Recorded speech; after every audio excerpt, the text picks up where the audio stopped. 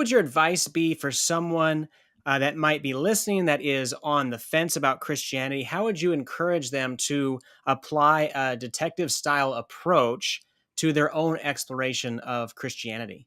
Well, first thing I would say that the first rule of all investigative processes, and it's the first chapter in our book, is that you cannot walk in with your mind made up. And if you walk in with your mind made up, there's a good chance that you will come to a conclusion that's not accurate, or you'll stop looking at certain evidence because your mind's already made up. And I offer a story in the book. All these chapters have stories from real investigations that'll help you see why this is so critical. But that presuppositional bias is so key. And so look, it's a matter of you having to work through that. I mean, I had the same kind of naturalistic bias, but I knew that that was going to be the first issue. Like, is that bias fair? And when we select jurors, that's one of the first things we're looking for. Does this juror hold a bias?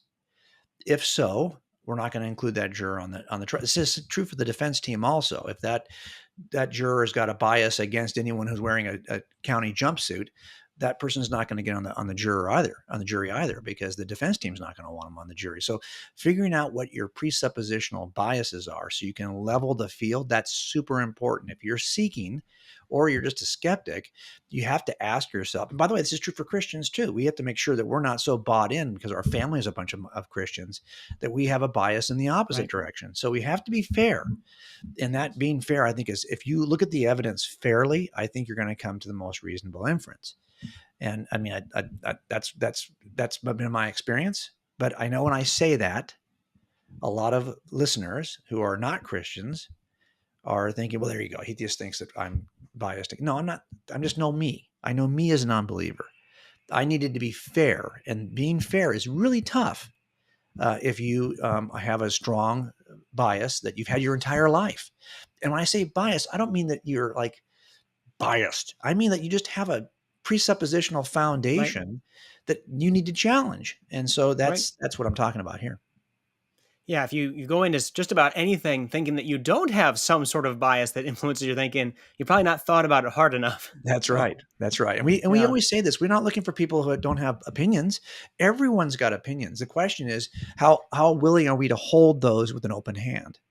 That's what it comes down to, because you're not going to find people who don't have opinions or don't have life experience that's led them in one direction or the other.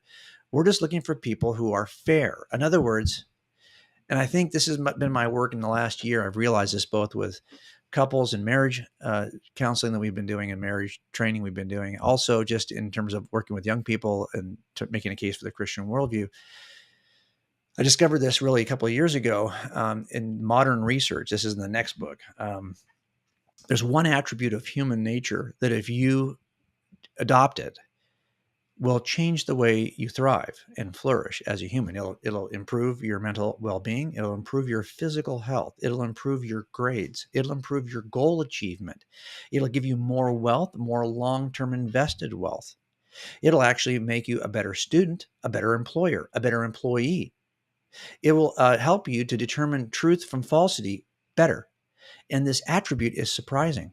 And it's in all of the kind of sociological research in the last 25 to 30 years.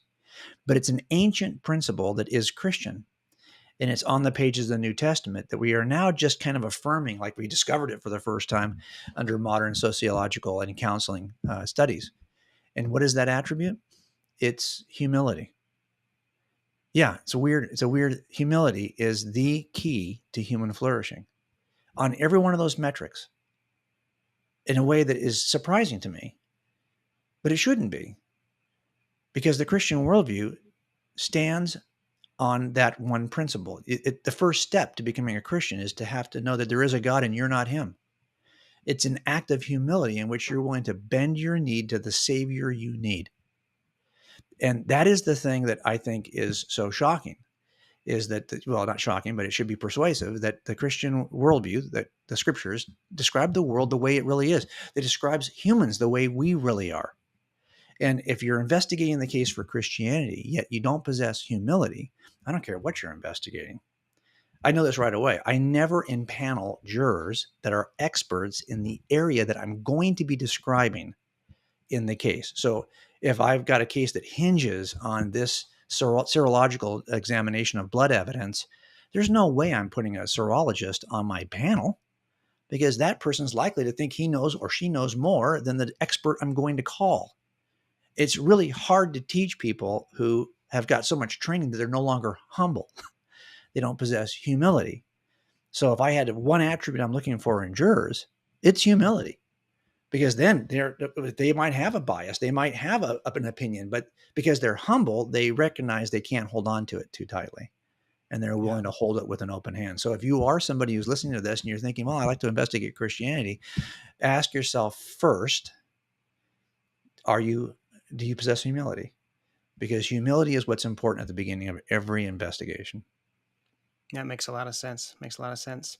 So, for those who are listening and they actually have a copy of Cold Case Christianity on their shelf, what is your pitch for picking up the new, revised, updated, better edition of Cold Case Christianity, and where can they go and do that? Okay, well, yeah, that's something I've realized too, that when I saw Greg write Tactics and I read Tactics, the new version, he asked me for an endorsement, so I read the book and I realized, wow, this is a different book. That's what we tried to do here. I knew that this needed to be a different book. There's not a single page that I didn't make a change.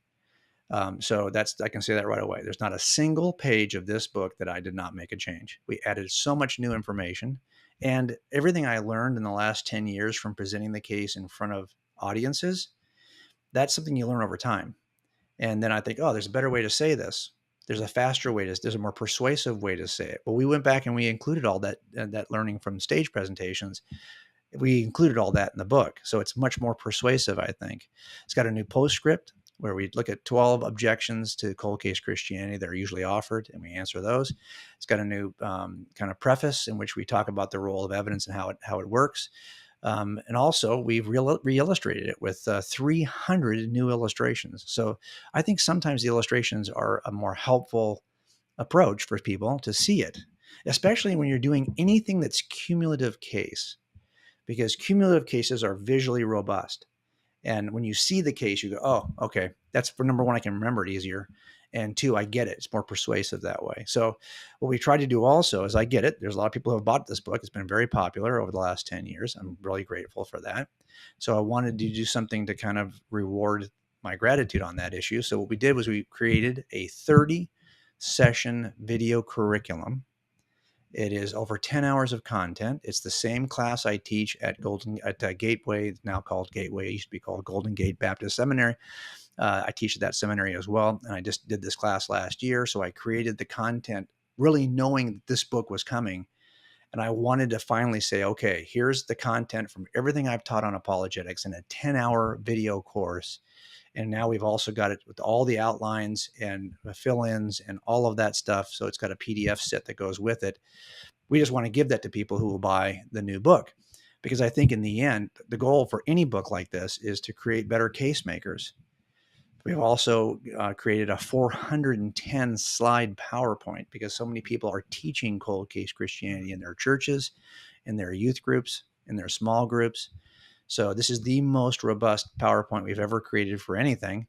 And it's got every illustration from the book included in the PowerPoint. So I think you'll find it visually robust, and it'll make it easier to teach these principles to others. And what we're saying basically is, hey, now is the time at my age and at the time of this book to start giving away the materials that will help people teach the concepts. So that's what we're doing with this. We're not making that available for anyone who owns the old book, because so much of the content now has been regenerated. Like this PowerPoint would make no sense at all with the original book because it's all of the new illustrations. So this is really specific to the new book.